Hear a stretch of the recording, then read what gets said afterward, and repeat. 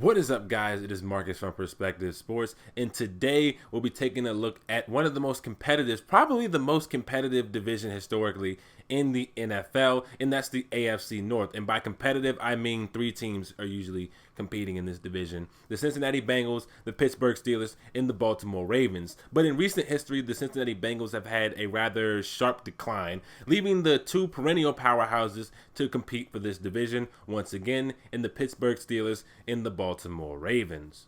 And let's start with the Baltimore Ravens, shall we? They were led by second-year quarterback and second-ever unanimous MVP, Lamar Jackson.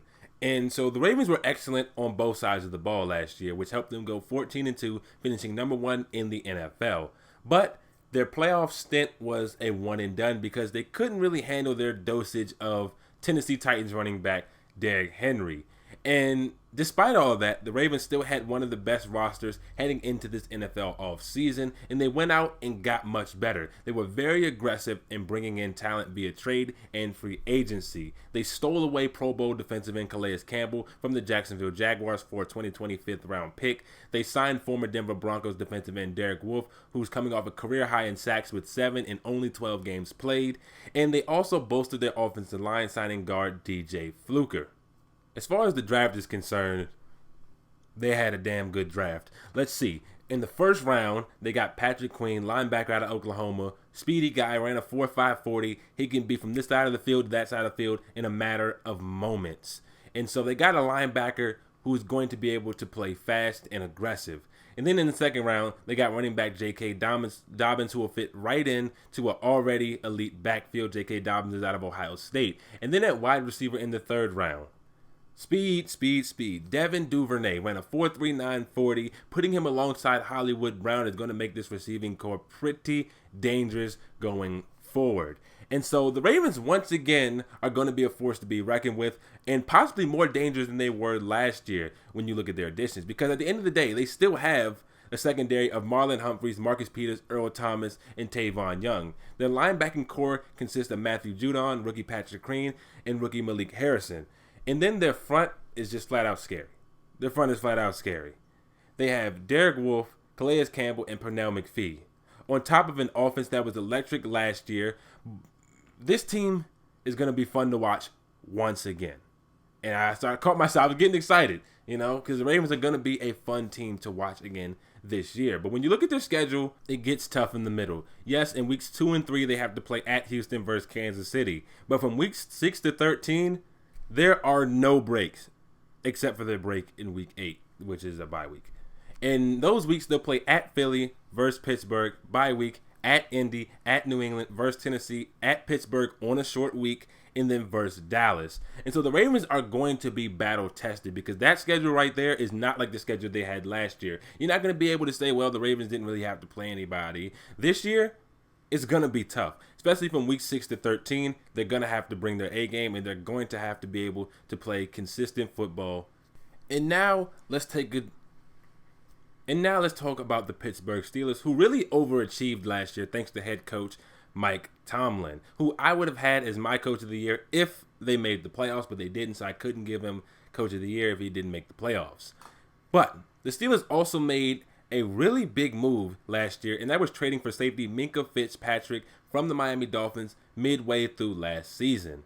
This year, they'll be getting quarterback Ben Roethlisberger back, so I expect a big production boost from wide receivers Juju Smith-Schuster and Deontay Johnson, who had a really good rookie season. The Steelers also found a wide receiver in the second round of the draft in Chase Claypool out of Notre Dame. And he is a big target. He's 6'4", 238 with 4.42 speed. And if any team knows how to develop wide receivers, it's the Pittsburgh Steelers. And so I think he'll be able to fit right into this Pittsburgh team and be able to make an impact. The Steelers also brought in tight end Eric Ebron to go alongside Vance McDonald, giving them a pretty decent tight end duo. The Steelers offense still has James Conner, who I expect to play much better than he did last year. Last year, it was kind of a disappointment, but now there's a little more structure to the offense, a little more quarterback consistency. I think that James Conner will have a bounce-back season. But as far as the defense goes, this is one of the best defenses in the NFL. They ranked 5th in points per game allowed and yards per game allowed. This defense will also be retaining their core of safety Minkah Fitzpatrick, linebackers TJ Watt, Bud Dupree, Devin Bush, and cornerback Joe Hayden. As far as their schedule is concerned, it's a lot more forgiving than the Baltimore Ravens. They'll have a tough spurt. From weeks 3 to 5, they'll host Houston, travel to Tennessee, and host Philly.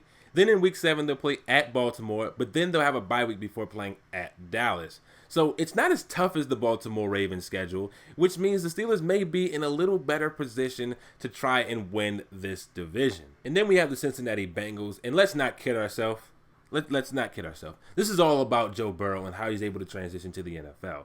I think Joe Burrow is going to be a really good quarterback in the NFL. He'll have a pretty decent receiving core to get used to with A.J. Green, Tyler Boyd, rookie T. Higgins, and speedster John Ross. He has one of the better running backs in the league who I happen to love in Joe Mixon. And so as far as weapons are concerned, he's in a good place. The problem is the offensive line. They tried to address it by signing guard Xavier Su'a-Filo, but there's going to be a lot more work that needs to be done to that Bengals offensive line, and I hope Joe Burrow doesn't get beat up too bad back there. As far as the defense is concerned, they do have a really good defensive line with Carlos Dunlap and Sam Hubbard as defensive ends, and with Geno Atkins and DJ Reader as defensive tackles. The secondary consists of free safety Jesse Bates and cornerback William Jackson III and newly signed Mackenzie Alexander. And so this season for the Bengals is all about Joe Burrow. Bengals fans want to see Joe Burrow. Everybody wants to see Joe Burrow and how he's going to be able to perform at the NFL level. I think he probably has the best skill set out of every quarterback drafted to be able to adjust the fastest. And so that's what we're paying attention to with the Cincinnati Bengals. There's not much sense of direction here. We want to see it's all about Joe Burrow. Let's just be real with ourselves. This is all about Joe Burrow. Finally, we have the perennial disappointment Cleveland Browns, and I'm sorry to tell everybody the truth, but they're a perennial disappointment.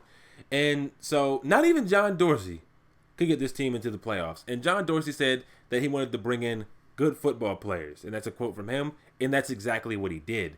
When you look at wide receivers, Odell Beckham and Jarvis Landry, running backs Kareem Hunt and Nick Chubb, tight end David Njoku, and recently brought in this offseason Austin Hooper. Baker Mayfield had nothing but weapons at his disposal. So what happened?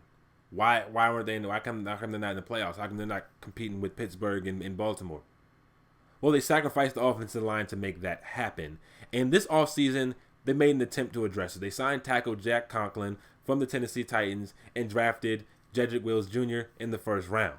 And so they hit it big in the draft. I'll be honest. In the first round, being able to get Jedrick Wills Jr., and then in the second round, being able to get Grant Delpit Jr. after trading down, that's a win. And so the offense has a lot of good football players, and so does the defense. I'll probably stop doing this now. But the defense also has a lot of, can I do it one more time? Good football players. And so when you look at the defensive ends, Myles Garrett and Olivier Vernon. Defensive tackles, Sheldon Richardson. And in the secondary, they have Denzel Ward and Greedy Williams at corner. They have a rookie safety, Grant Delpit Jr., who we just talked about. And so they had a sneaky good signing this offseason too in Carl Joseph at the play safety. And so the Browns have a lot of talent. And so why I don't have them being that successful this year is the fact that they're on their third coach in 3 years. They're in a division with two very good teams with a lot of stable coaching. It's a stable organization, and there's consistency and there's expectations and a standard. The Browns don't have that. Again, third coach 3 years, tough division, and their schedule will see them play very tough stretches of games. Like from weeks 4 to 6, at Dallas versus Indy, at Pittsburgh. From weeks 10 to 14, you have first Houston versus Philly, at Jacksonville, at Tennessee versus Baltimore. And so the schedule's unforgiving. You'll have a coach in his first year with the team. It's in a very tough division. The Browns have the talent, but it's going to be tough to make it happen. And so with that being said, it is time to reveal the standings. And first place in this division shouldn't really come as a surprise. The Baltimore Ravens at 12-4, 4-2 in the division. Number 2, we have the Pittsburgh Steelers at 11-5, 5-1 in the division. Then we have the Browns at 6-10, 2-4 in the division. And then we have the Cincinnati Bengals at 4-12, 1-5 in the division. And so let me know what you guys think. Do you guys think the Steelers will topple the Ravens this year and take the division? Do you think the Ravens will consistently stand strong and be the top dog in this division? Do you think I'm undervaluing Cleveland with the amount of talent they have? Maybe I am. I got to a certain point where I stopped defending Cleveland. When John Dorsey came in, I made an entire video on how John Dorsey would save Cleveland. And In theory, he did. He made them interesting again. But it's hard for me to defend Cleveland. Seeing what I see year in and year out, I don't expect anything to be different with this team. And so let me know what you guys think down in the comment section below. I look forward to reading them. See you there.